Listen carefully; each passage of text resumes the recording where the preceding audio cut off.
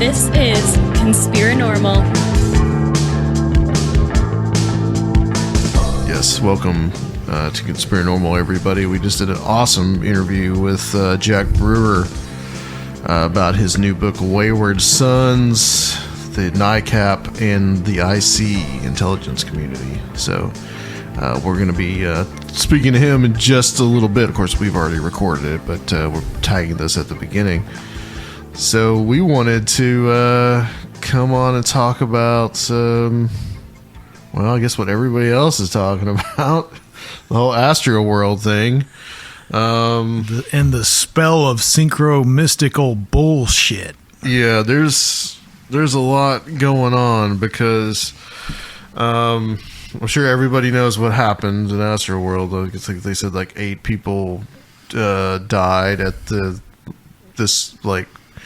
people got crushed and trampled on at this concert, this festival in Houston, Texas. And the whole internet has just gone crazy with this. So this is kind of something you've been sending me a lot about, and there's been a lot of criticism about like some of the artwork involved, the design. People have been saying that this is like a satanic ritual and a portal to hell and all this other kind of stuff. Everybody, of course, the police don't really know what has happened. They're investigating it, but of course the entire internet has already put its entire like 50 cents into this whole thing. They've got all the answers, of course. Right. So you got some thoughts on this, and I've been looking at it for a little bit of the day today too. So, well, I mean, this is just like the terrible result of the promotion of synchro mystic thinking to the masses. And you've got every teenage girl on TikTok giving her de-occultation of symbolism, etc., particularly revolving around Travis Scott's performance. He puts on this thing. I guess he's from Houston, and people got trampled. Everything has very explainable circumstances behind it, especially when people like bum rush a show and break the gates, and it's already overbooked and overcrowded. Mm-hmm. And the crowd just doesn't give a shit and about their fellow concert goers, whether that's a generational thing or not. Yeah, I mean, people died. It was terrible, but the dark synchro-mystical analysis commenced immediately. And I've just been more than anything like disappointed to see such young people blame an artist's expression for what happened, and people who believe everything's a conspiracy are people who don't understand how anything works. And the fact is that all these different pieces of art and aesthetics that went into this, it's probably like teams and teams of people and not the actual artist himself. And he may have had some approval on the design. But overall, this is like not super edgy shit, and anyone who likes horror movies or anything macabre, like this criticism that you can't be macabre or carnivalesque in art and music because it's satanic and Freemasonic, etc., is just out of control. And more than like, I expect it to come from your fundamentalist places, but to see that which coming it has, but to see it coming from young people is just really disheartening. And we've been seeing a lot of that. Well, yeah, and I think that what you've got going on is them trying to be like super edgy and super ironic in this artwork that was displayed at this festival. And by artwork, I mean it wasn't even though, man. It was just like weird sci-fi stuff. It's about this like weird, fantasy theme park, and it's just some like horror movie shit. Like, it's right? Not even... There was has now been pointed out, and it's only been 3 days or 4 days since this happened. Which, by the way, it happened on Guy Fawkes Day, November 5th, right? Oh, yeah, there you go. Which I haven't really seen anybody point that out. I don't know. I've seen it. But I guess nobody remembers the gunpowder plot anymore. But the whole thing was just, the Hieronymus, like a takeoff. There was a takeoff of like a Hieronymus Bosch painting. I mean, that shit was out of control. Like that motif has been used with I think like Skeletor's castle from He-Man has a mouth as a gate. That's a very. I had Castle Grayskull. I remember this very well. Yeah. Yes. Where were I'm sure that the guy that was talking about the satanic toys back in the day, maybe he hit on that. Yeah. For real. I don't know. Which is all based on like Renaissance art, which Hieronymus Bosch, mispronounced by a lovely young lady on TikTok said Aeroonymus. It's very dark kind of art, but there were people that said that I watched a couple of concert goers said that they had like a weird vibe and a weird feel there. But you had a lot of people there, and that could come from just about anywhere. Negative energy is going to probably happen at some place like especially in a giant crowd.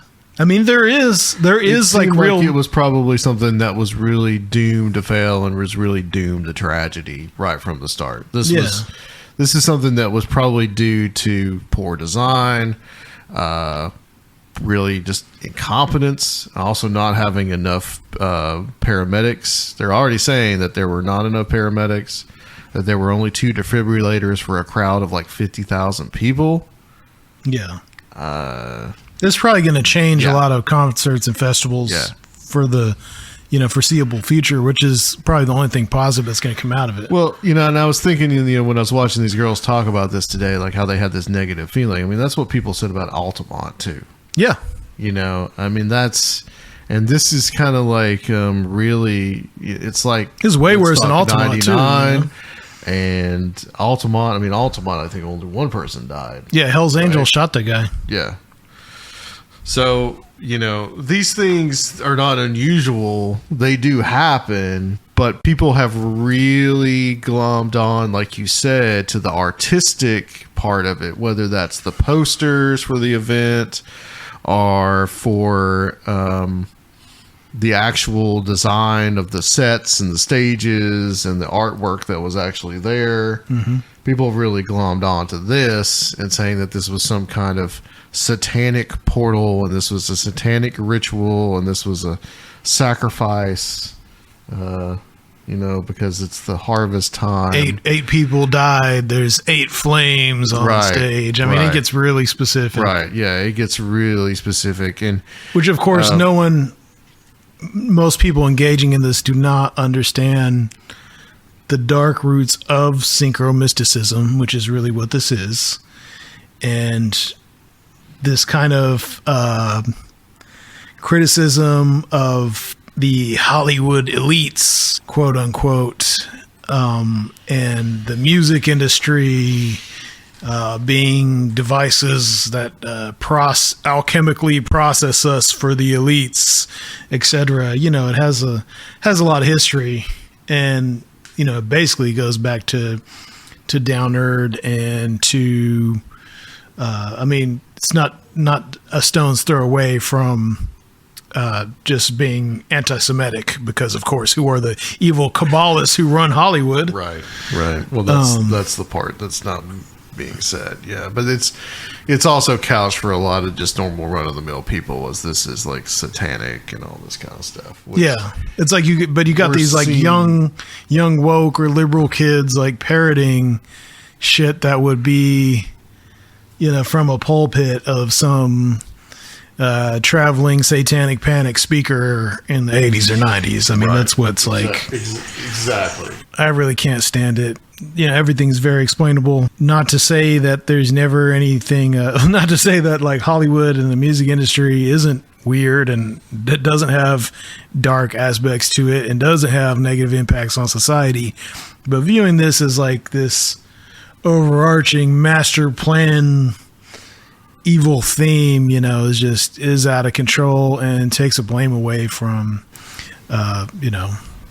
very apparent sources. Yeah, the first thing that I heard was that I saw like an anti-vax thing like, because No, apparently they won't leave anything alone. apparently everything was, of course they screened, the proof of tests, which I think that fell apart pretty quickly because apparently they were just letting people through whether they had proof of negative COVID test or vaccine or not. But the first thing that I heard, and this was on Saturday, this was on Twitter, people talking about how that since the people were vaccinated, they were all dying of heart attacks, and this was when they turned the 5G on or something at Astro World or whatever. I'd be worried about more of a staph infection with those kind of crowded conditions. Yeah, exactly. But yeah, so that was the first thing that I heard. I think the point I want to make here is just that people that are doing this and exploring these ideas and saying that's a satanic thing and all this, I think they understand that there is something really wrong with this. And what it really comes down to is the selfishness of the people in the crowd that were more concerned about, getting a sweat off of Travis Scott or getting a picture close to Travis Scott, that they trampled over people to do that. Yeah, that is real darkness. And I think, and not letting people come through to try to help them and all these type of things. I think other people understand that this is real, that there is something wrong here. And on the other side of that you have apparently this artist that really did not seem to give a single fuck about what was going on in the audience. Yeah. And his ego and his inflated source of self being, married to one of the Kardashian girls, I think that there is there is some class thing here that people are really kind of hitting on to. In the celebrity culture. Yeah, the celebrity culture and how they view themselves basically as their shit don't stink. So, but that's all on the surface and very apparent without having to imagine some, But I think it really what a lot of this stuff is. Just like with QAnon, this other stuff, it's a failure to articulate something that's real. It's an admission that there is something wrong, but we need to find what the wrong thing is. And we don't want to admit that it's just chaos. That's basically it. This was a chaotic situation. Yeah. Apparently, the way that the stage was shaped in and of itself was conducive. The area where the crowd was conducive to something like this happening and really packing people in. And they also, the Live Nation, the ticket, the people that were selling the tickets, not putting any kind of cap on it. And of course, just the utter greed of this thing being $400 a ticket. Yeah. And I'll play devil's advocate, no pun intended there, but as far as, with $400 ticket prices, canceling the show in the middle of the headliner under those circumstances might have been a lot worse. So you would have gone from, 8 people dying and, these countless injuries to full on riot, and who knows what would have happened. So that might have been something that show organizers and Travis Scott were taking into account. Yeah, it's a possibility. That is a possibility. But yeah, overall, it's just really sad to see everyone, and especially young people, turn on this so quickly with the synchromystic bullshit. And it's a spell, I believe in synchronicity. I believe in being able to divine things using synchronicity. But the focus of it on being able to decipher some global sorceress elite, I think is very negative and is not very fruitful at all. I think that's very well said. And I think on that note, we will go to our interview with Jack Brewer. Hope you guys enjoy it.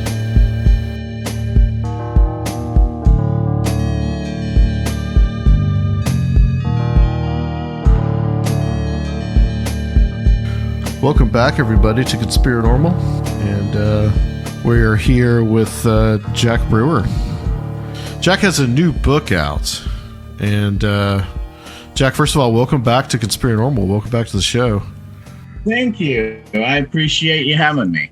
Yeah, always. I always enjoyed having you on. Ever since we did the first interview about the Grays Have Been Framed, which was probably one of a lot of our listeners' kind of like favorite interviews.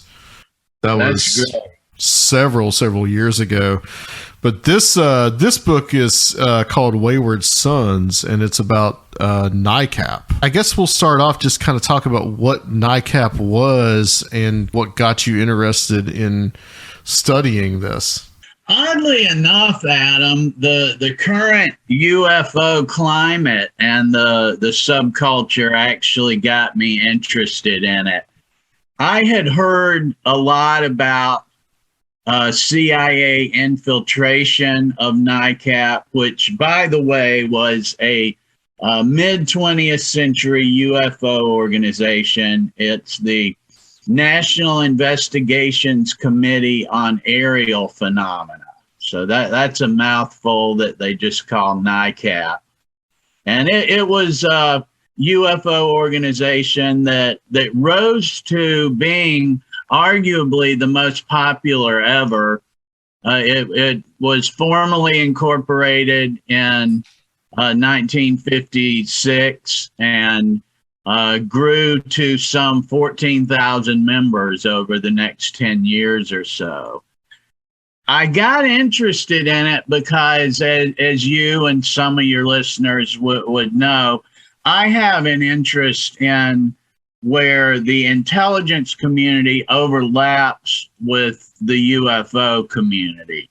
Right. I find that interesting. And so the more actually that all of this newer stuff with Tom DeLonge and To the Stars Academy and people from the Pentagon turning into UFO researchers, and the more and more that this got stirred up in recent years, the more I was looking for historical precedents for how this happened, and congressional hearings and intelligence professionals that had really sensational things to say about UFOs in the past. And that very much took me to NICAP. And in a lot of ways, we have parallels with the current UFO climate and repeating of history to some extent. Yeah, there's definitely this whole attitude that a lot of this that is going on now, and I guess it has happened since To the Stars came out in 2017, which, by the way, you not really hear much from To the Stars at all anymore, if they're even still existent. But that a lot of people say, well, this is such a new thing, this is brand new. But the thing is, like, we've seen this in the last nearly now 75 years of the modern UFO age. We've just, it's for a lot of people, it's just kind of old hat. It doesn't, it's just the same story again and again and again. Yeah, it really is. It's really something in itself too, how they can keep bringing in a new customer base, so to speak, a new audience that's not aware of that. And kind of, to me, makes the actions of the people orchestrating it somewhat suspicious in itself, that they throw these big claims on us and all this big talk of stuff to come that just never really seems to materialize, that they really should be aware is, as you're saying, a 75-year history of the subject. And in that orchestration that goes back 70 plus years, it almost makes me like wonder. I do believe in, some aspect of the phenomenon, people's experiences, but it makes me wonder what ufology itself is like really about. The way you see this kind of shady interplay between ufology and the intelligence and military apparatus, it has me really questioning, like, what has this really been about since then? I think that's more than valid. I feel like that we could look at what happened with To the Stars, and particularly with Christopher Mellon and Luis Elizondo, and say that regardless of what else may be argued, we certainly have witnessed an effective public relations campaign. So I don't know how much professional research or scientific investigation has been published. I think it could be well argued that virtually none. But we certainly saw a public relations campaign that was a marketing strategy that seems to have been successful. What it was for might still remain in question, but I could very much relate to people that are actually interested in some type of phenomena or reports of UFOs or reports of high strangeness being confused what the purpose even is, like you're suggesting. Yeah, and I think, Sergio and I were talking about a little bit about this earlier today, and I think that, you've got, you talk about in this latest book, and as you've talked about in your previous book and on your blog, about the intersection between the intelligence community and all that, and that's definitely something that is going on. But now I feel like since the 1950s and 60s, it's really a lot of these personalities that are in these different movements, especially like in the disclosure movement. It's not really about the phenomenon itself or even about disinformation, really. It's guys like Stephen Greer and other people that really just have like these personalities that they're trying to promote. Yeah, with video logs and blogs and stuff like that. Yeah. Right. Yeah, it really does. So let's talk about NICAP. Well, you said it starts in 1956, but what was the reason, what was the purpose it was created for? And in its beginning, it really from the start has a lot of intelligence people involved with it. It does, Adam. And that was really what motivated me the most to write as lengthily as I did about it. I started with some blog posts and it became a book because I found the start of the organization most interesting. The story around the UFO genre is that NICAP was infiltrated by the CIA towards the end and was ruined in order to keep it from revealing the shocking truth, as we might say. And my research much more indicated that the CIA and State Department were very heavily involved from the beginning, if not launched the organization itself.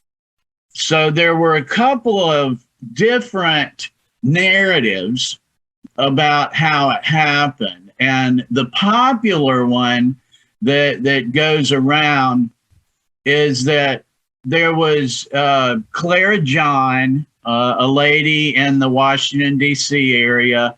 She was the original ghostwriter for George Adamski, a contactee that's pretty controversial himself. And she had a newsletter and she had a saucer club that would meet regularly.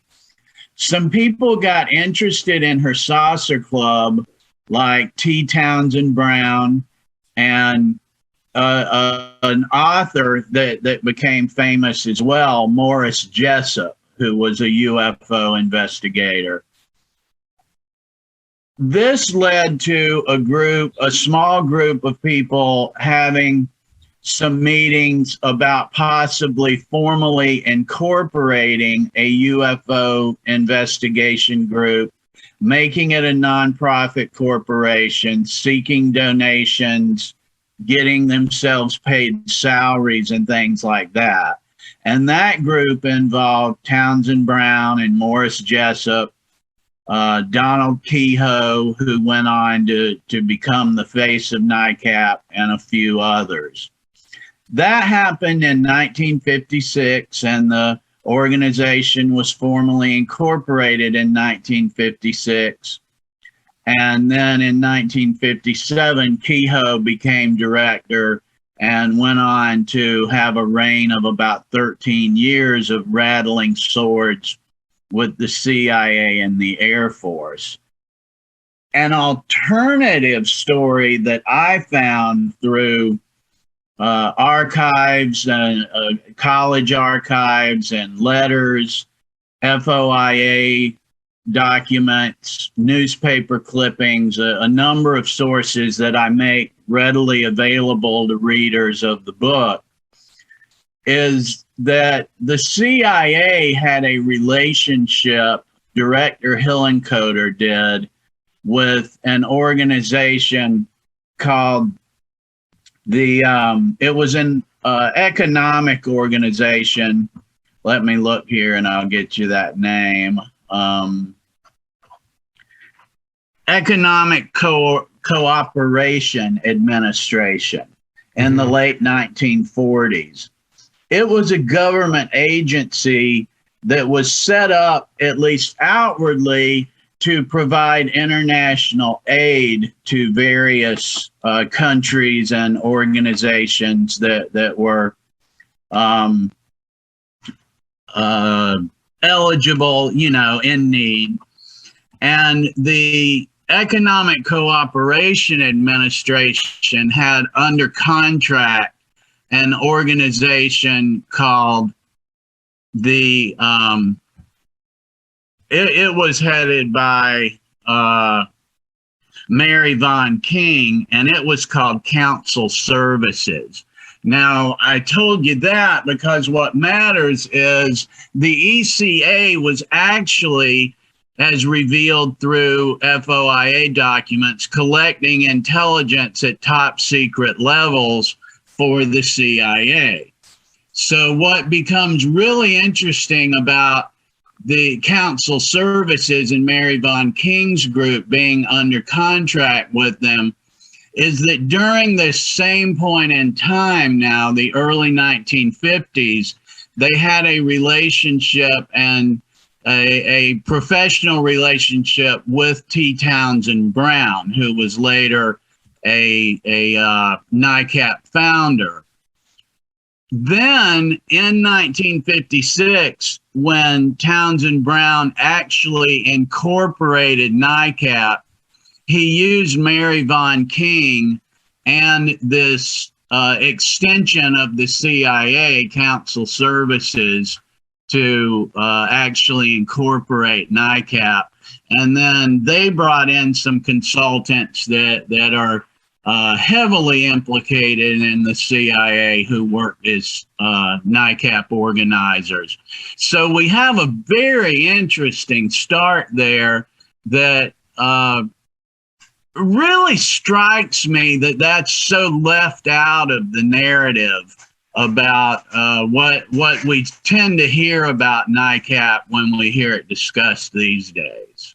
Right, that there were these links to intelligence all the way from the beginning of the organization. Yeah, and it's very incorporation. Yeah, one of the incorporators that was an officer with Council Services and Mary Von King's group was a former State Department man. O'Keefe was his name, and he had even worked on a board that was charged with selecting State Department personnel for foreign service positions, which are spies, you know, and Right. you know, people that work at embassies and foreign diplomats. And in the contract that they drew up with NICAP, Mr. O'Keefe was even designated to choose regional managers and consultants for work in NICAP. And like by the time I got to that, I was like almost finding it amusing how clear it was and how obvious that it was some type of extension of the intelligence services. And that could suggest that rather than wanting to suppress ideas about flying saucers, there could be some intention to promote some of this mythos, or at least control the narrative. That would certainly seem a possibility, yes, especially because somewhat as we're seeing today, except it was even on a wider scale, NICAP brought a number of well-respected intelligence professionals into its ranks as advisory members, advisory board members, and they got statements from them and distributed these to magazines and newspapers and did a very effective public relations campaign where CIA officers, Air Force officers, respected scientists were making extremely sensational statements about UFOs representing interplanetary spacecraft. And it was really a thing, a big deal. And as I said, attracted like 14,000 members. And the eventual director, Donald Kehoe, his main shtick was that the CIA and the Air Force were conducting a cover-up and that he wanted congressional support and financial support to reveal the truth about saucers. So yes, I think that in one sense we could certainly strongly suspect that the CIA and the State Department and the powers that be were not entirely opposed to Major Kehoe's activities for it to gone on as long as it did. I think that's a reasonable suspicion, yes.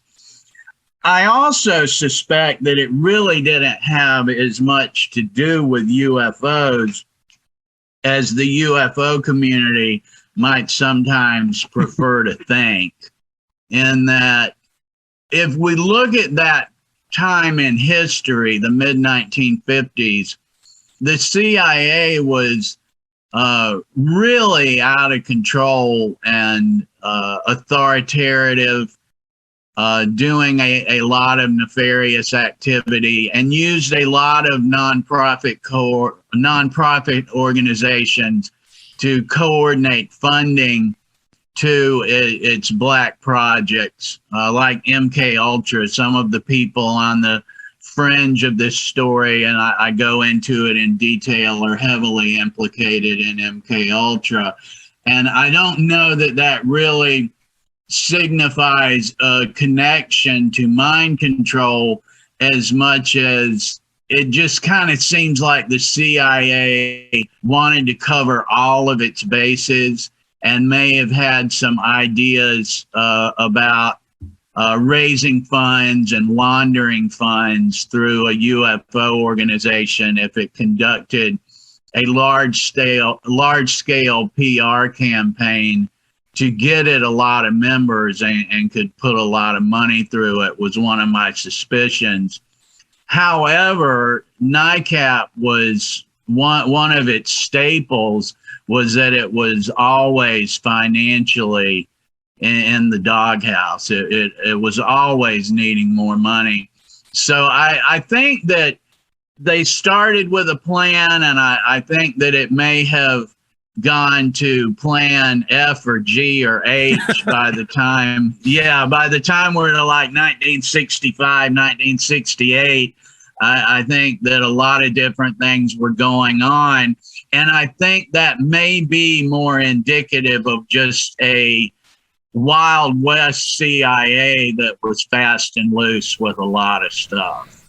Yeah, I mean, this is 1954. A couple of years before that is the coup in Guatemala, So yeah, there's a lot going on, and you mentioned some things that are involved with that as well, and there's even connections to one of these entities with E. Howard Hunt and that type of stuff as well. Yeah, strong connections. Like some of the NICAP board members, Joseph Bryan III, worked with Hunt in the Office of Policy Coordination, which was a State Department and CIA front.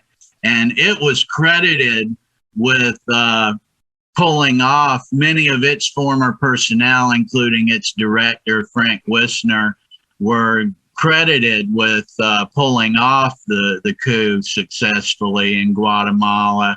And there's some interesting trivia there too about where one of the tactics that were considered for use to change the narrative in Guatemala at the time was a sensational UFO story, to maybe break a sensational story in the press to get them to stop talking about that the CIA had conducted a coup.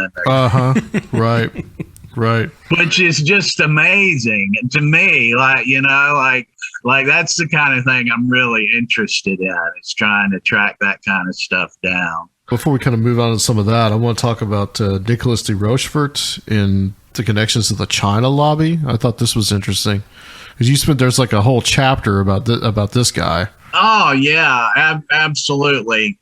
I strongly suspect he was one of the consultants brought in by Mary Von King and O'Keefe and Council Services. He was an early NICAP organizer, and by that I mean from about October 1956, when the organization was formally incorporated, to January 1957. It was a short window that T. Townsend Brown and Council Services and some of its consultants seemed to have carte blanche. And Nicolas de Rochefort is well known among historians with the China lobby and the 1950s political movement. They just don't seem to think of his UFO-related activity as much more than a minor footnote. That's probably correct. It just so happens that I came at the man through the UFO angle. And before he got hooked up with NICAP, he was well respected and successful in the DC lobbying area with the conservative, politically conservative side of the China lobby, and trying to keep China from entry into the United Nations. And historians say that the work that was done by groups such as his and that lobby influenced American policy towards Asia and Southeast Asia for as much as a couple generations, and probably even the way Vietnam was handled. But he founded, with the support of some congressmen and high-ranking political contacts, he founded a group called the Committee of 5 Million. And it was considered to be the most high-profile and successful part of this wealthy, significant China lobby of the 1950s and 1960s. And we can look too that Council Services, their contracts with the ECA that I mentioned, that was an arm of the CIA, it involved supposed, at least ostensibly, relief work done in China. So there's a lot, no doubt, going on between the lines and under the table there. But then, for whatever reason, de Rochefort got assigned, it would appear, to work on NICAP. And so we can take that for what it may be worth, that if his specialty was founding an organization in the lobbying community and making it work, then we can kind of surmise some things about him being put on NICAP and what we might call the UFO lobby at the time, even as short-lived as it was. It seems to me to have some strong implications there. Right, and this guy was really considered like a master of psychological warfare. I mean, he talked himself out of a POW camp, right? Isn't that the story? That's correct. That is absolutely correct. He was considered an expert in psychological warfare. One of his first acts was that in the French army, he was captured and was a German POW and faked a sickness and was released from the POW camp. And then when the Allies came back later, he was among them, coming back fighting again. So a number of FBI investigations repeatedly found him to be completely anti-communist and the kind of man that Uncle Sam would have been looking for.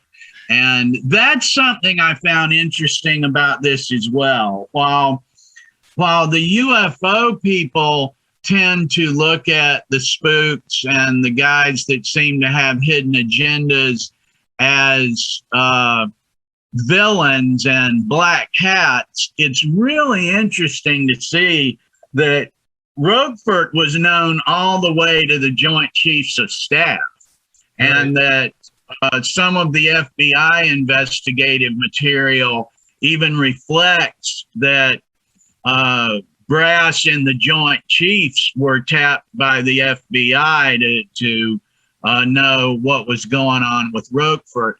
And the fact the FBI was investigating him during this 1956-1957 window weighed very heavily in my estimation that something significant was going on. One of what I felt were the most significant documents that I discovered was a November 1956, I believe it is, document from a FBI special agent at the Washington field office to Director Hoover, and it's heavily redacted and was for his eyes only. That it was the special agent had talked to an informant about Roquefort, and he was given information under the stipulation that it was to be shared only with Hoover and not to be disseminated outside of Hoover's office. And that document is heavily redacted, and it is like days after NICAP was incorporated. I requested the FBI to do what's called a mandatory declassification review on the document, and sometimes they'll release more of the information or release it in full. And in this specific circumstance, they didn't further declassify it at all and told me that everything that's blacked out on it is still exempt from the FOIA process. But I thought that was really interesting that at that point on the timeline, the FBI was clearly enrolled to conduct extensive investigations on Roquefort that pretty much came to a boil with that document to Director Hoover. And I think it's something we see time and time again, where these people who have other interests, who are high profile, are usually sought out by more fringe things like ufology to give it some validation, but their interest in ufology is just viewed as this separate thing to their other endeavors and ideology. And I don't think that's always the case. I think more often than not, it seems like it's informed by those. That could be. You could very well be right about that. Yeah. So what about some of these other personalities involved with the founding? What about like Townsend Brown? He's pretty interesting because you see a lot of this relationship between inventors and people interested in the types of aviation that are supposed to be witnessed in UFOs. So he was a Navy man, right? And he was real interested in anti-gravity technology.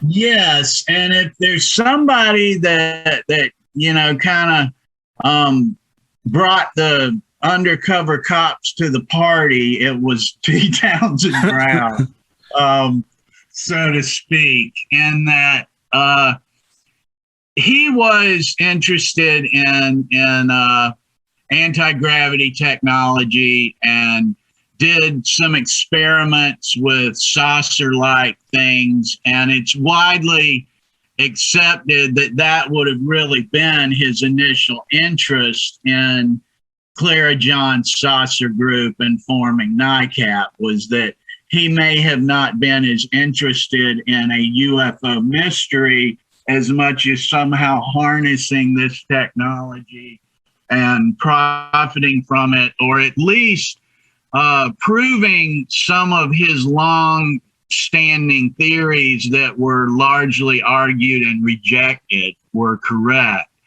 But where it really, to me, gets interesting with Brown was that he brought in council services and Mary Von King, that you'll recall was contracted with the ECA and by extension the CIA. He brought them in the early 1950s, certainly no later than 1951, to work on this Project Winter Haven, he called it, that was his effort to harness anti-gravity. And so it was then that he, as he described it later, was that he had them on retainer to help him get the project funded with the Department of Defense. And that doesn't seem to ever have come to fruition, but he stuck with them. And as I mentioned earlier, used council services and Mary Von King to help incorporate NICAP then in 1956. And then the council services officers and consultants came in with that. So I really feel like, to an intelligence analyst here, it's a really clear picture of how this organization was manipulated, if not under the guidance of the intelligence community from the start. Then what may have happened after that can be a lot more up to interpretation and judgment and argument. But yes, T. Townsend Brown was a colorful guy. He had a tendency to leave some details out of things when he was explaining them to people, and it seems like he may have been trying to avoid pointing some fingers where it might have been inadvisable to him to do so. But in later renditions of that story, he tended to want to leave names like Von King and council services and stuff out of the telling of the story, which personally I thought was pretty indicative of what was probably going on as well. Jack, let's talk a little bit about the psychological warfare aspect of this. And you mentioned a group called OPC and kind of their connection with kind of psychological warfare. And then you use as a good example of this something called the Spitzbergen Story, and how that's kind of had its like permutations down the years. Yeah. The OPC was in 1948. An office was founded called the Office of Policy Coordination, and it was a front for the CIA and the State Department, and was kind of interesting in that while it was funded out of the CIA, its director called the shots, Frank Wisner. And the policy during peacetime was recommended from the State Department, and then Wisner went about working on how to accomplish those things, and largely had carte blanche and his way of how he wanted to do things. He had a lot of experts in psychological warfare, and one of them was Joseph Bryan III, who ended up a long-term member of the Board of Governors of NICAP later. But from about approximately 1948 to 1951 or so, Bryan is probably worked there. By all accounts, he did.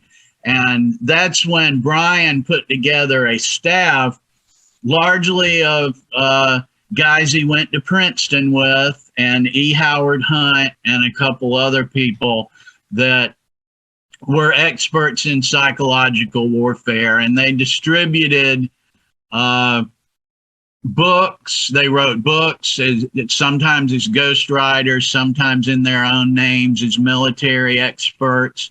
They distributed newspaper articles all over the world, and were a really clever bunch of guys. And what I was getting at earlier that's kind of fascinating about the UFO genre sees this as like a villainous type of thing, where they were really celebrated in the intelligence community and the military community, and were, I interpret, even believed themselves to be patriotic and fighting communism and upholding democracy.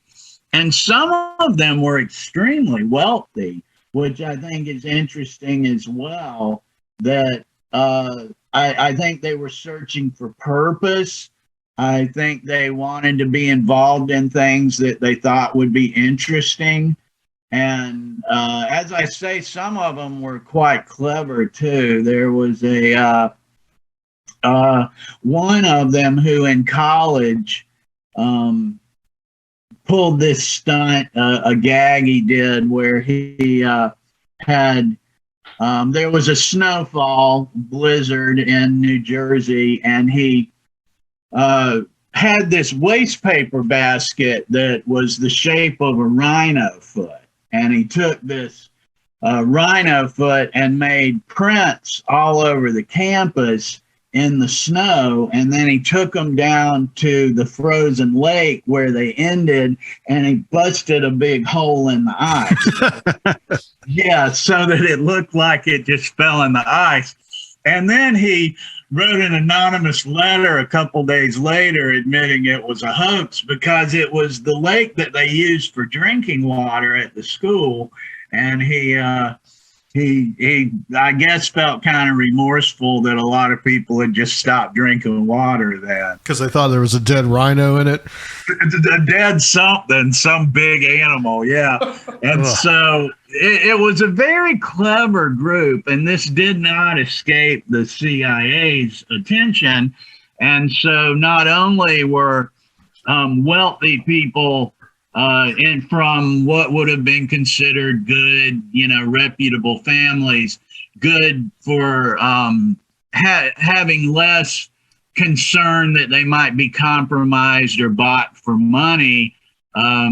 They were also considered valuable agents and operatives and assets for a number of other reasons. And some of them, like Pinky Thompson was one, Lewis Pinky Thompson, that worked for Bryan in the OPC, and he went on to be very heavily implicated in MK Ultra and worked with the Geschichter Fund, which was one of the most widely recognized foundations that acted as a funding conduit for the CIA for MK Ultra and Black projects. So it's to me, it's almost it is a given that the CIA and the State Department had interests in NICAP.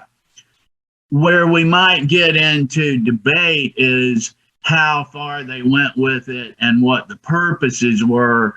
But there's certainly more to it than this was just a group of good old boys that wanted to get to the bottom of the UFO mystery. Sure. Yeah.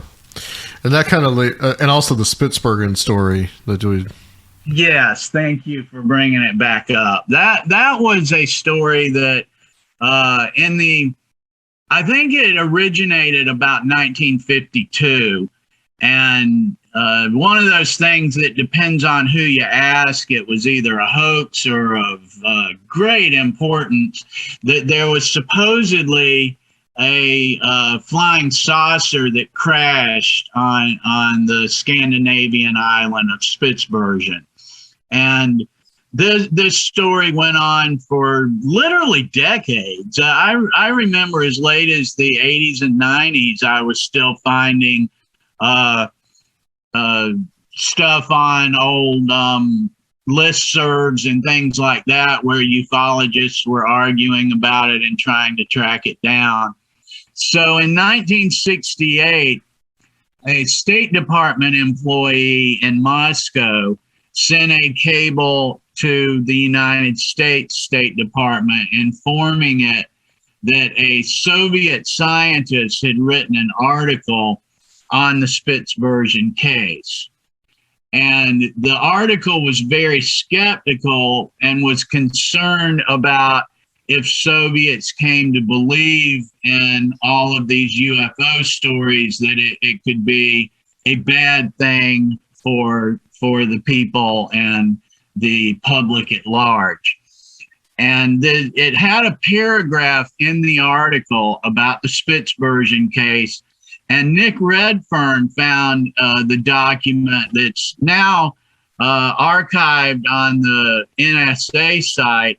And around this paragraph, it's blocked off, and someone presumably at the State Department or NSA wrote the word plant, P-L-A-N-T, with an arrow towards that paragraph. So there's any number of ways we could take that, and all of them are quite interesting about the intelligence community's involvement with the UFO genre. Which you reproduce that in the book, actually. You have that where where it says plant right next to it. Yeah. Yeah, it's like, that's pretty damning evidence. One would think. Yeah. Right.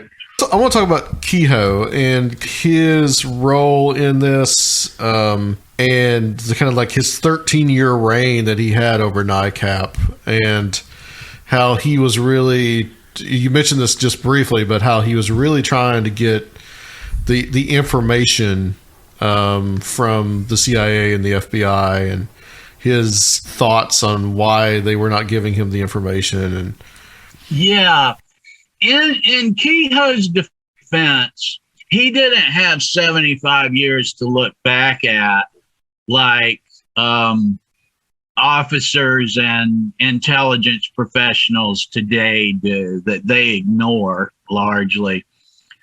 But Kehoe seemed to be a true believer. He would say that he was committed to science and professional investigation, but it often seemed to be more lip service, that like saying that gave him more free rein to then mix in his beliefs and say that they were where the evidence led him. So he, in my opinion, he suffered from a lot of confirmation bias, but he seemed to sincerely believe that UFOs represented interplanetary vehicles. He seemed to think there was an urgency, that it was new, that it was just starting. He seemed to think that there were literally thousands of solid reports, which, like, in my opinion, is like that seems to say to me, then you need to upgrade your qualifications of what makes a good report, because you're essentially then saying that there's just aliens everywhere, you know. And these were like thousands of reports within a few years, not right. So they're just crawling around. Yeah, like, you know, there's an air traffic problem up there. Yeah. And yes, and he again, in his defense, the CIA and the Air Force were talking in doublespeak. They did have reasons that they were not answering his questions directly.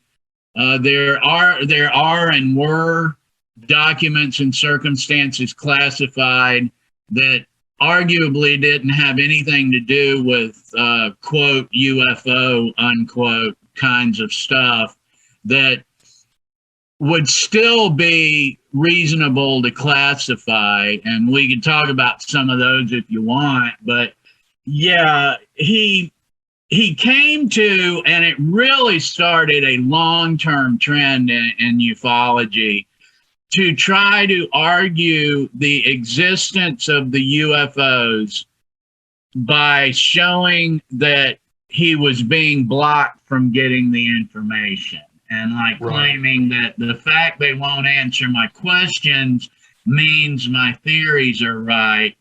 And that's not really a rational argument. It's not a good way to come at it. And he got some criticism as well from congressmen and representatives and various authority figures that he wasn't presenting evidence. He was arguing he'd present it if somebody give it to him. And that's certainly a trend that continued. And again, in his defense, the intelligence agencies weren't shooting straight with him.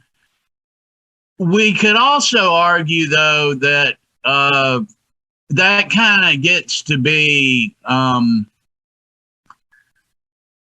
of common knowledge. Like you can argue that it's wrong that intelligence agencies gaslight the public, or that they talk out of both sides of their mouth, or that maybe they won't give you these files because they're hiding other things and you think it's one thing but it's not. And maybe they don't want to talk a lot about UFOs because they also use it as a defensive and offensive topic as well.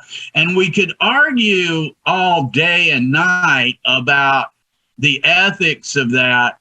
And the fact is going to remain, we should just understand that's the case, you know. And we're to a point now where we really should maybe even argue, why are we even asking the CIA or the intelligence community anything?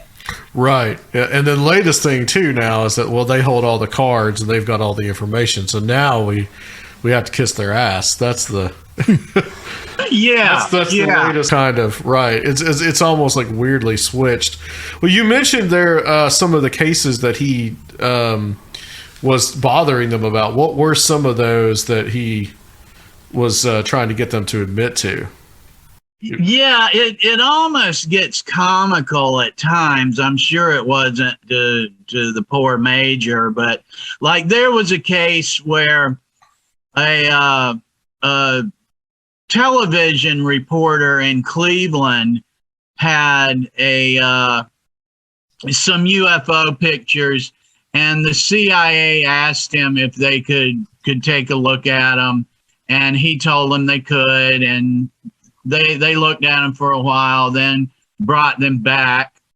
And when they brought them back, he asked if it would be okay if he does a documentary, if he puts their analysis in the documentary. And this CIA officer that was apparently from its outreach division, contact division, which is what's used to pick up and drop off things and wouldn't even know what went on in a lab with it, was told them that they'd rather the CIA not be involved in the documentary. But as the record goes, he said, "You're free to do what you want," and left it at that. Well, when Kehoe got word of that, he got it in his sights because the FBI and the CIA kept telling him that they weren't actively investigating UFOs. So understandably, he wanted an explanation for this. And I say it almost gets comical at times because I found a letter he wrote the CIA where he asked about this officer's name from the contact division in Cleveland and asked the CIA, "Did you have this man stationed in Cleveland during this point in time?" And yeah, I read his letter and was just kind of laughing at it in hindsight, that like you're going to get a file opened on you for asking questions about CIA officers, Yeah. And there were files, right, that you got through FOIA and on Kehoe. Right. That's correct. And so those are the kinds of things that, and you guys and your listeners probably know that these days the CIA has now released some files on its U-2 spy plane project. And that was a big thing in the 50s and 60s and was highly classified, and the pilots were classified and had been given false identities as retired, or not false identities, but cover stories that they weren't even in the Air Force anymore. And certainly Director Hillenkoetter and some high-ranking intelligence officers that were involved with NICAP would have known this and would have been bound by security oaths not to talk to Kehoe and others with less knowledge about these kinds of things. Mm-hmm. But this is the type of thing that if you ask the CIA and the Air Force what they're doing and what was this sighting and how did you get this information, it's just going to be no. We're just not going there, man, because you start pulling that thread and we'll just have more lies to tell you about other stuff. So just no, we're not talking about it. And that's the kind of thing that you really can't, and ufologists are infamous for trying to do this. They'll swat the bee's nest, and then when they get chased by bees, they'll say that proves their theory. And it doesn't. It just means that you're messing with intelligence agencies and should just stop, Yeah. And I'm not saying that they should be above accountability or anything like that, but I am saying it should be above board. I think that as a community, we need to put behind the days of trying to talk to Colonel Alexander on the sly at a UFO conference or this one or that one, or, these intelligence officers like Alexander that used to go on the UFO forums and do a Ask Me Anything event. That's just not the way to do it. File your FOIA requests, ask agency spokespeople for comment, and if you don't get it that way, you don't need it. There's laws, and there should be laws about don't be asking people with security clearances what they do, you know, and we just shouldn't even be going there. And recognize that they deal in a large part in deception. So why should you necessarily trust anything? Yes, it's absolutely the nature of the beast. Those offensive and defensive strategies that you mentioned, I mean, in case anyone really is, skeptical about the involvement of the military and intelligence agencies and world and why they would be interested in this, you quote Fawcett and Greenwood. I'm not sure what book that's from, but they say that I guess they're talking more about they had the narrative that NICAP was later suppressed, kind of like what you're saying was a popular conception, but they list that is it possible that the CIA want to influence NICAP activities for several reasons. Number one, to gather intelligence through NICAP's investigators network. Number two, to identify and plug leaks from government sources, because NICAP was renowned for receiving military-oriented reports. And three, to monitor other hostile intelligence agencies. NICAP received several overtures from the Soviet KGB. So that's just some of the utility of being involved in this world. Yes, and thank you for bringing it up. The more we get into the subtleties and the nuance, the more apparent it becomes that, right, the CIA and the State Department could have launched this organization with a number of ideas in mind of how it would be used over time. And it would have been one of hundreds of organizations it did this with, as have been documented about Cold War funding conduits to special projects and that kind of thing. And what you're talking about there is certainly a part of it that there's just no way. I mean, it's like beyond feasible that Air Force officers were leaking intelligence to Donald Kehoe and that the FBI and the Air Force and by extension the CIA wouldn't be interested in getting a handle on that. And in that way, I mean, like every game you can think of is now on the board. Even that the officers leaking the information are leaking bad information given to them by the CIA to tell Kehoe so that he'll publish it. I mean, and at that point in time, I don't think maybe Kehoe and his associates weren't as aware as we are today of the extent intelligence agencies will go to deceive a global adversary or a population. Yeah. Maybe he wasn't as aware then. I did think, though, that it was kind of dumbfounding that so many officers would get involved and be on this wagon train of release the files, open the classified files, and not think that, like, at best, that's going to call their judgment into question. I guess some of them were probably assets, and maybe some of them just got caught up in it and truly thought that this is an urgent changing of the history of mankind. I mean, certainly a percentage of them that could have been the case. I think some of them, too, might have just had grudges with their former employers and wanted to argue with them, you know? Yeah. I mean, it wouldn't be the last time, you know, anybody just got on board with somebody's campaign because they, you know, friend of an enemy kind of thing. Yeah, that's true. And also, too, like to point out that Kehoe also earlier in the 20s, apparently he was like in the 30s, he was a pulp writer. Yeah, there's a couple ways to look at that. Like one is that guys like Roquefort and some of the other consultants brought on by council services as original NICAP organizers, they were really shady and seemed to have no history in UFOs.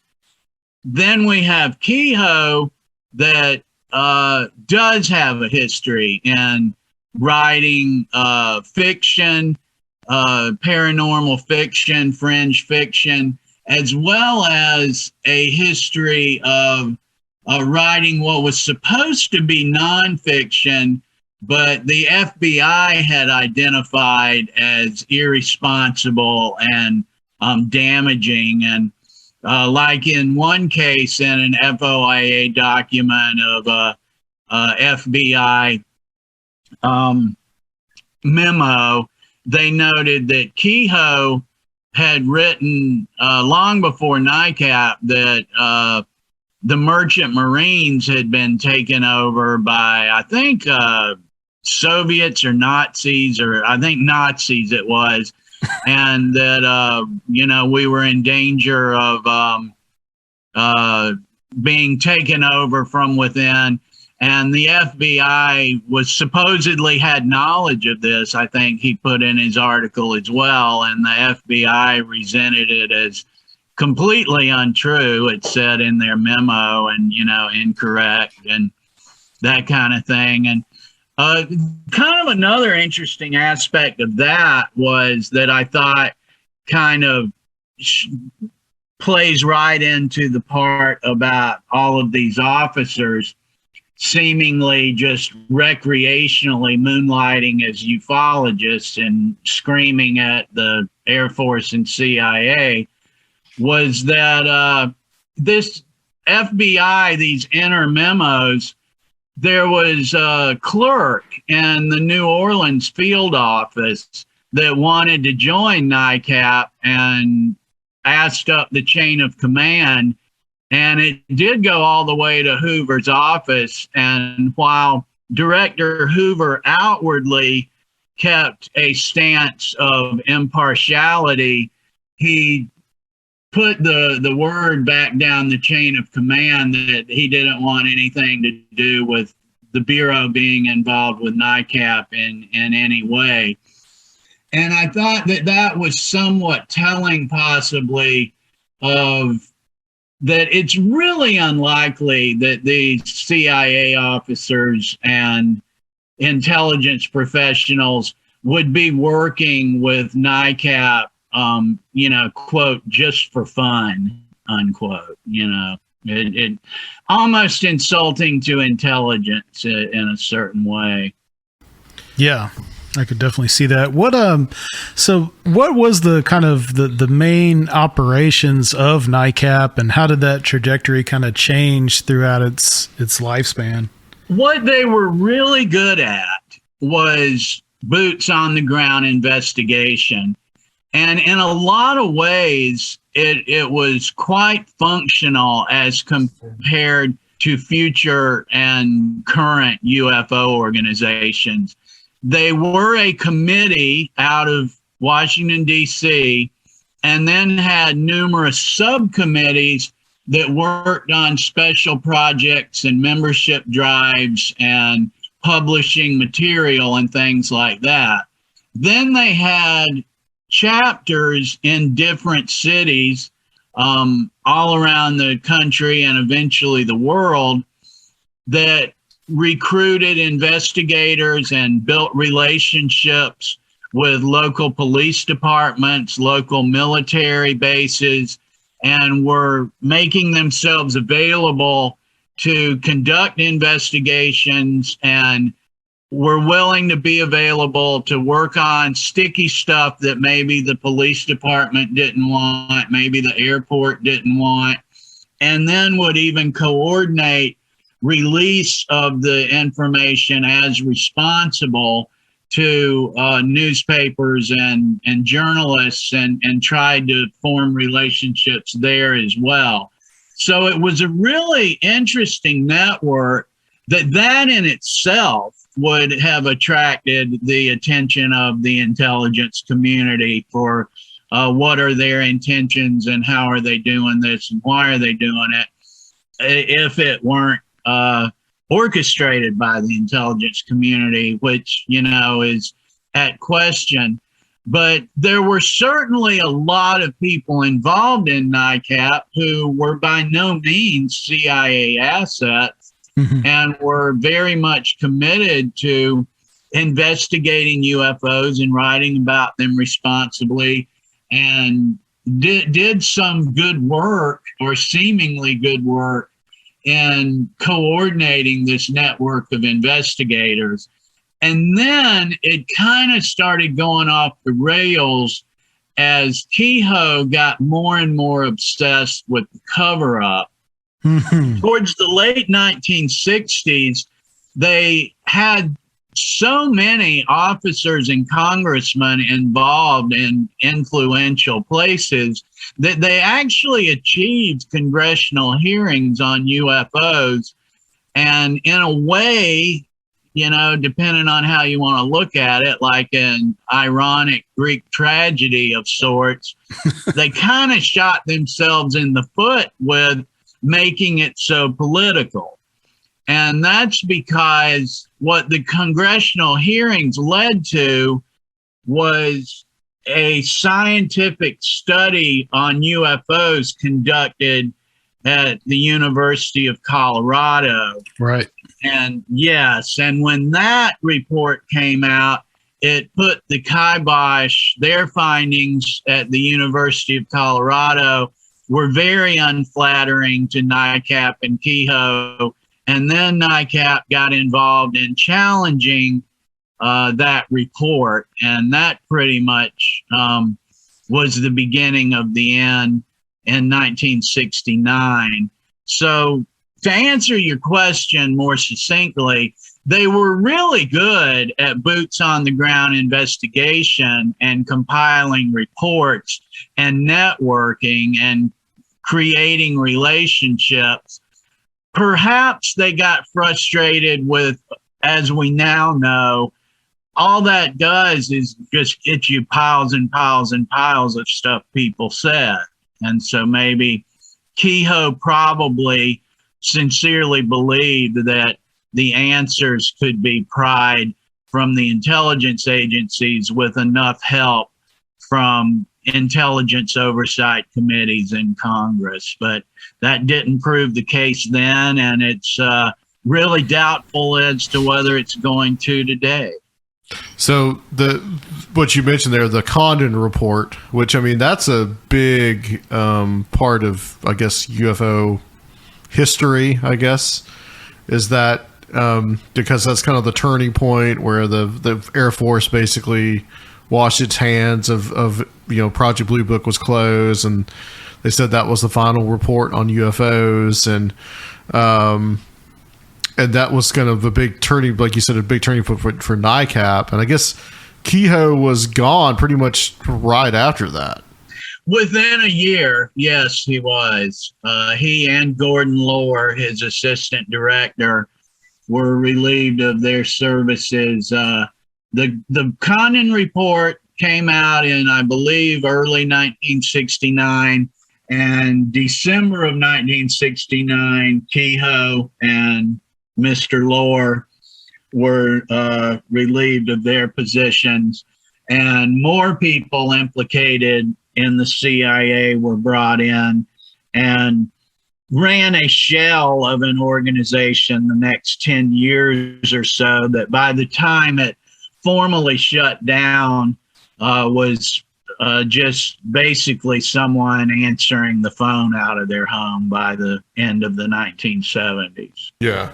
Yeah, and I guess it finally went defunct by 1980.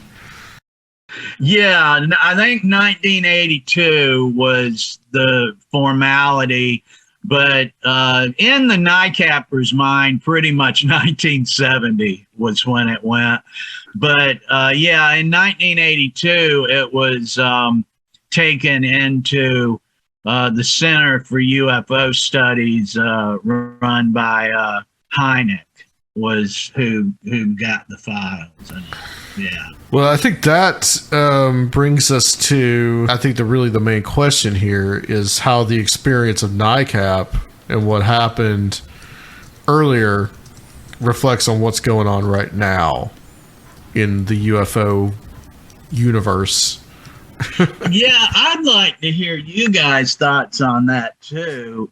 Mine, as you know, we're kind of circling back to the beginning. It's largely how I got involved in being interested in NICAP. You know, I investigated the overlapping of the UFO subculture with the intelligence community, and so I really needed at some point to take a serious look at this. And the more I looked at it, the more clear it became that this is not a 2-hour project here. This is really in depth. And I was in communications with some people that could help me out with it and give me some direction and share some materials with me.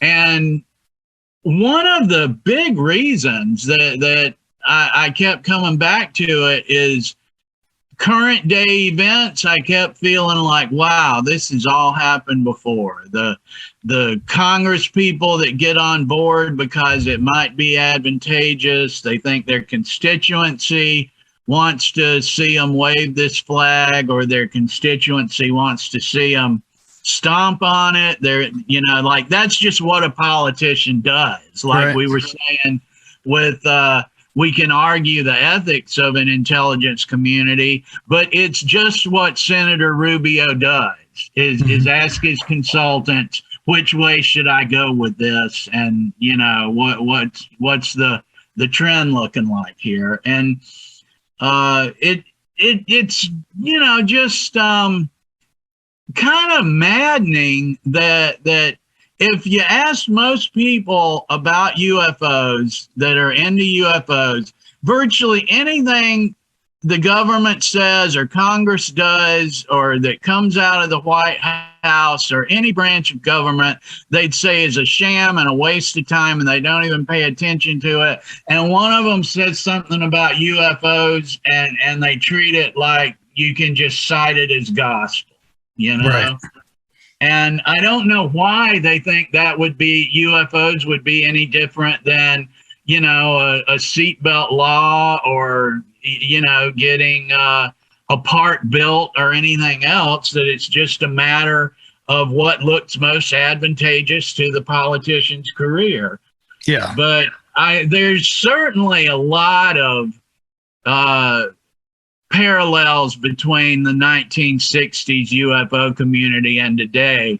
And if you guys would like to talk about that, I'd like to hear some about it as well. Well, this is kind of how I see it. I mean, in 2017, when they had the big New York Times article, and you had people that normally probably wouldn't even talk or be interested in UFOs all of a sudden talking about it. A lot of people really, I guess, in the UFO sphere were really excited that something could come about. And at the time I was kind of like, well, this is really not anything that's different. And here we are in 2021 and nearly 4 years later, and there's really been no real progress on anything. There's been no disclosure. There's been only this kind of, I guess, admission that it's out there and we don't really know what it is. Which is the same thing. Yeah. That was admitted before. Right. There's nothing new under the sun here. Maybe it just sounds a little better or something. I could definitely see what you're saying because, like we talked about before at the beginning of the interview, what happened to TTSA? Where did they go? It just kind of slowly disappeared. And that was another thing that happened a couple of months before that in October 2017. The big announcement, Tom DeLonge, and they're going to crack the code. They're gonna crack the ice and bring it's gone basically. I think you make the point that it lasted a lot less time than NICAP did. And I don't see that there's really any real reason for me, especially, to get excited about it, because it just seems like it's just the same old thing again and again and again. And I see the same people on Twitter again and again and again saying, oh, this is it this time. This is it. And I've always likened the disclosure crowd to the kind of evangelical prophecy community. because they're very similar, because they'll come up with something and say, okay, this is it. It's going to happen this time. And then it never does. Or the day comes and it just fizzles out. And it seems to me like, well, they don't really set a date with these things with disclosure, but it always just kind of fizzles out. It doesn't go anywhere. And you make the point that you have ridiculous things like the Roswell slides. That was absolutely absurd. Yeah.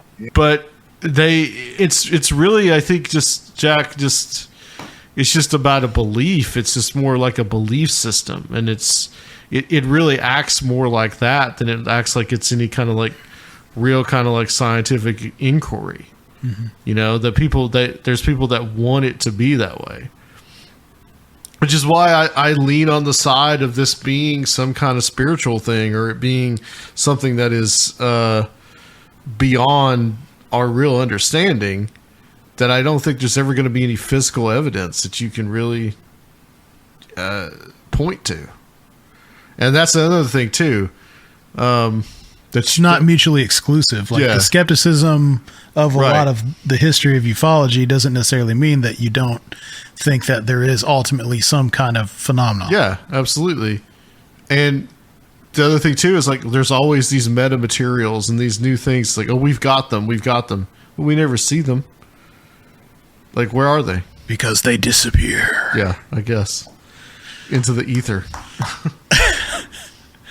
I think, just like anything else, UFOs are not in a vacuum, and without understanding the human elements of history, ideology, this does have to deal with aerospace and military technology. So everything that goes along with that, it's just hard to understand it without the human element.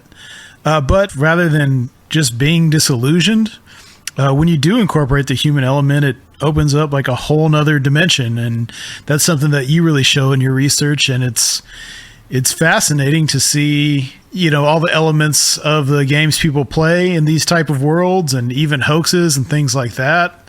The human element is really, I think, the most fascinating thing to me. Even if a lot of this doesn't really pan out to a material reality, but I've become really fascinated with the idea of ufology being this kind of club and hobby of people interested in aerospace and technology, and it helping them brainstorm and giving them creative energy to invent actual real things. And I think that's something that we like seen with the more recent Bigelow stuff. I think studying how these crafts, if they are captured on legitimate video or photographs, how they operate and how that can give people ideas for actually designing aerospace innovations. That's really fascinating. I think that has a lot to do with this stuff since way back then. So that's what I'm mostly fascinated by right now. Yeah, I hear you, and thank you. I've become more interested in the human aspects of it as well. Obviously, like they seem to be something more that one can get their teeth in, so to speak. And along those lines, Adam, I actually wanted to ask you something about your research. I saw your presentation that you did at you guys' last conference, and congratulations on it. Great conference. Thank you. I was glad I was able to get you to watch it. That was good that I did that. Thank you. And yeah, I kind of found part of it kind of paralleled the way I got interested in the intelligence community, was kind of because I kind of got tired of, people with labs and funding can't get UFOs under a glass. What's somebody that's, just, got his laptop supposed to do, And you mentioned, Adam, in your presentation, something to the effect of, and by the way, for those that haven't seen it, he presented on various representations of the supernatural and possessions in the media, like movies and films, and they'll tell you they're based on a true story. And then Adam was giving some of the actual stories that, you know, aren't so truly represented in the movies. And it was good stuff, good, interesting stuff. Thank you, Jack. You're welcome. And you mentioned that to some people, at least this is what I interpreted, to some people, they got kind of more interested in trying to identify evil because that would maybe be proof of the divine, something like that. And that kind of reminded me, or made me think of how I just kind of started looking for the people doing the pointing instead of what they're pointing at with UFOs. And if you could expand just a little on that thought, I'd like to hear a little more about that.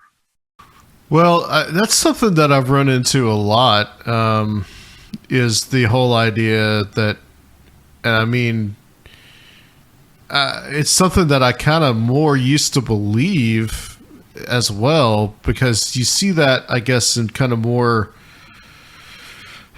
I guess, like the evangelical fringe now. A lot of it is kind of obsessed with kind of like the demonic, and also with UFOs and aliens and abduction being the demonic and all this kind of thing. And I feel like that there's been an over focus on that instead of kind of like the positive aspects of it. And that it was something that Ed Warren, in one of the interviews that I saw with him that he gave, he pretty much said the same thing, you know, that these are kind of like trials that are sent by God, these demonic attacks or whatever. And the whole idea that if you can prove the existence of some kind of discarnate entity that is able to inhabit the body of a person, and that is pure evil, well, then obviously the good must also exist. So this is something that I've seen just kind of again and again and again. It's a common theme in movies, a lot of supernatural movies. It's a common theme with especially people like the Warrens. And like I said, the evangelical fringe will also talk about this as well.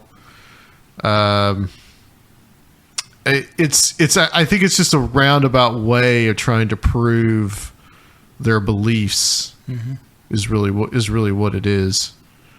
I guess similar to the way the UFO community does about some other things, that, you know, I guess really what you talk about, well, since they deny it, then it obviously must be real. You know, the intelligence agencies deny this, so therefore A plus B equals C. You know, I know whether there's any truth to that argument. I don't know I don't know whether what I'm talking about, whether it's like actually true, but I think it's something that is used as a means, as almost like a teaching tool. But I think what it can tend to do is actually, it will get people more obsessed with the negative stuff than it will with actually trying to find some kind of spiritually edifying thing.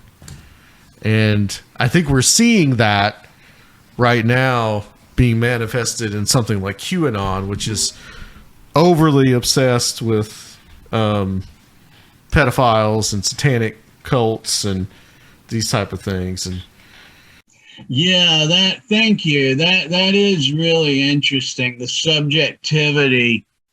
A couple of points there. Like, one thing, you're right about the teaching that, like, if a researcher comes around to, okay, here's my platform and this is what I've built my popularity on and I have this following, they almost can't change streams then, no matter what they really think themselves. they still kind of have to just go, dance with who brung you kind of thing.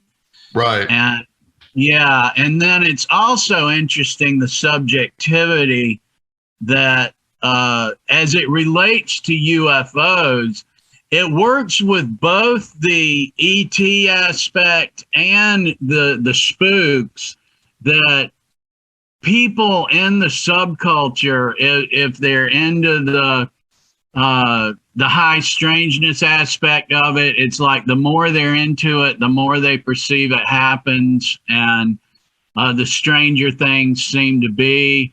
And people that are into the potential military abductions and the CIA is tapping your phones and trying to keep you from discovering the truth or experimenting on you, or whatever their angle on it may be. It's really easy to get hung up in that as well. And if like you're surrounded by researchers and self-described experiencers that are into that, it can be really hard to tell sometimes what some weird event might be. And I've kind of come to the conclusion that, like, if you're not into something like that, then you really don't have to wonder. Like, if you come home and your back door's open, then you can kind of be like, well, I probably didn't close it good, where if you've got all this other stuff going on, it's really, tempting to get on the phone and, start the game of telephone of, wow, what's going on with that back door open? And that's just interesting. It's interesting. Thank you. Yeah, your belief, I think your belief system, your worldview, that defines your reality. And I think that's the point I was kind of, one of the things I was really trying to make and drive home on that was just like that the Warrens weren't necessarily charlatans, because their worldview influenced everything that they did. And that worldview was a religious belief, specifically a more kind of traditionalist Catholic idea.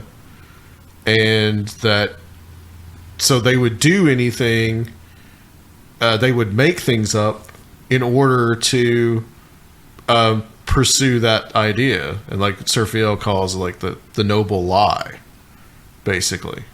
And you see a lot of that, I think, now, to where, like, if it can benefit someone ideologically, then I think that they will do anything. Yeah. And it doesn't matter if they believe it or not. And I think we're seeing some of that now with people who know better, but are promoting things like the stuff QAnon talks about. Yeah. And they want this kind of open canvas to be able to work towards their goals with, even though they know that this stuff is not true and dangerous. Right. And but I think that also at the same time, like it's something that gets into it seeps into the culture, these different worldviews too. So, like, when in the presentation, I talked about how the language of people wanting ghost investigators to come to their home, the language that they most use is now prevalently demon. Because that's the concept, because the Warrens and some of the people that they influenced have a lot of influence on paranormal culture. That's probably what happened to UFOs or flying saucers back in the day, when people might have just said they saw a weird light. But after flying saucers, UFOs became so popularized, I saw a UFO, I saw a flying saucer. Well, I saw an alien spacecraft. Yeah. Right? Yeah. Not, it's like that was the immediate conclusion that they jumped to. Yeah. A lot of paranoid parallels going on. Yeah, there are.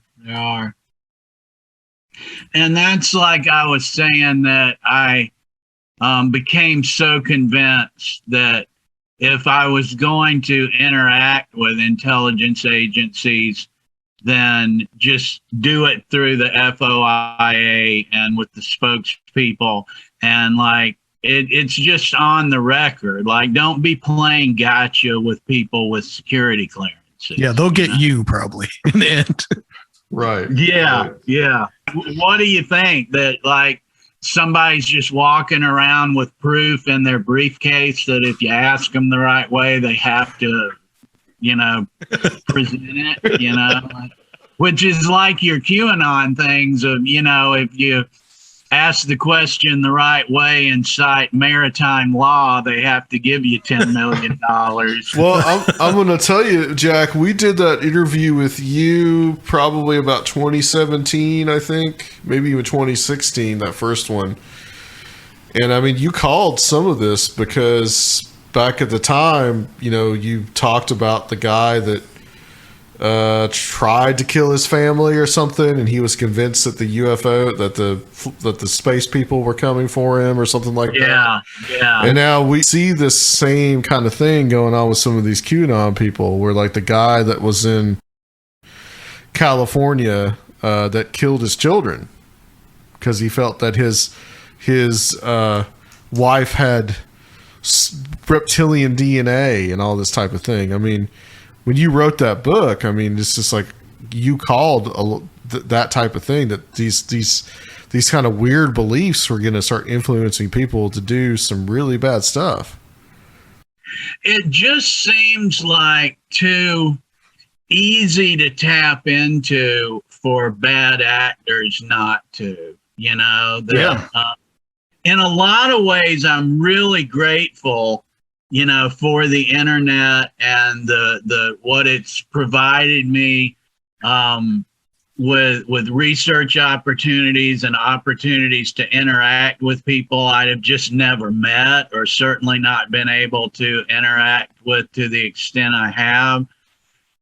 Yet at the same time, I mean, it's too easy to influence people that bad actors won't do it. And that's really that State Department memo about the Soviet scientist that was concerned about UFOs. That's what he was writing about way back in 1968, is that the Soviet public needed to reject this nonsensical idea that there were alien creatures flying around in its sky. And I even felt like part of the State Department's interest in the article was to see how much they were being influenced, how much they weren't, and monitor some things like that. Yeah. I kind of felt that was part of the point of like, who cares? Why does the State Department, Moscow, care about one Soviet article any more than another? And I thought the reason this one was of interest is for propaganda and manipulation purposes, I felt. And it like even if QAnon and the UFO community, if those aren't entire, like let's say they are organic, just happened, are completely the madness they appear to be, they would still attract the interest of intelligence agencies and adversary agencies and operatives, because they just wouldn't give up the opportunity to be sowing confusion and mistrust of authority figures to the extent they are. Yeah, and I think that's what's going on. I think that's what's happening. I think that these are foreign intelligence. It's all foreign intelligence disinformation. It's so easy to use the internet against us now. Yeah.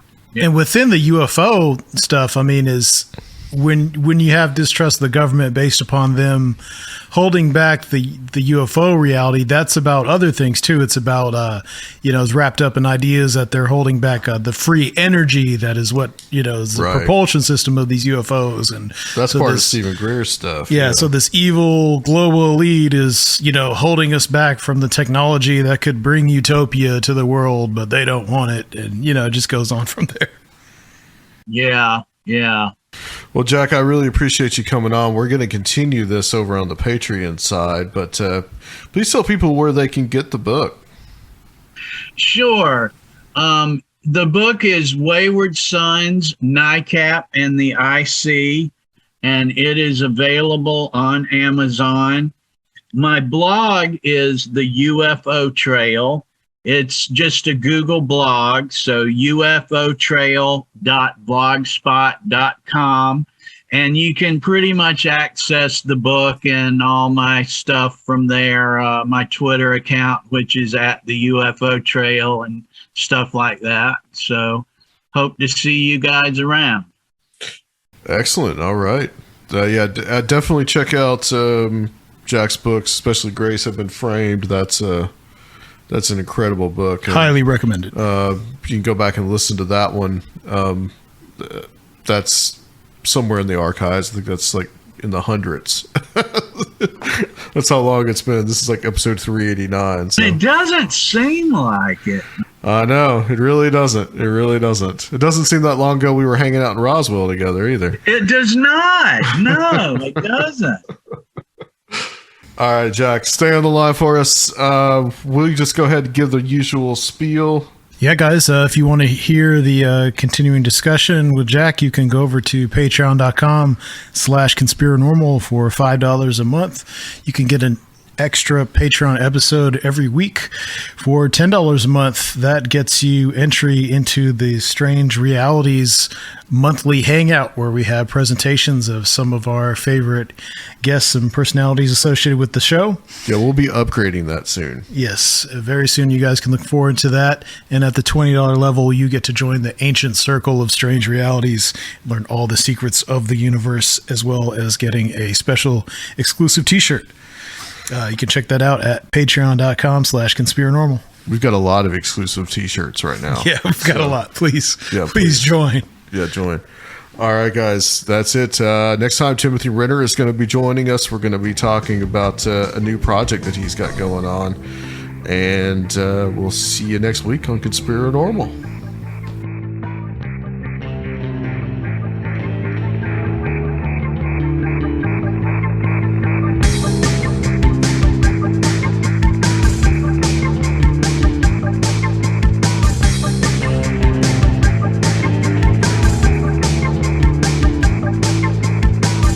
If you would like to help the show, please consider becoming a Patreon at www.patreon.com/Conspirinormal, or leave a one-time donation at Conspirinormal.com. And please check out our YouTube channel, Conspirinormal Podcast.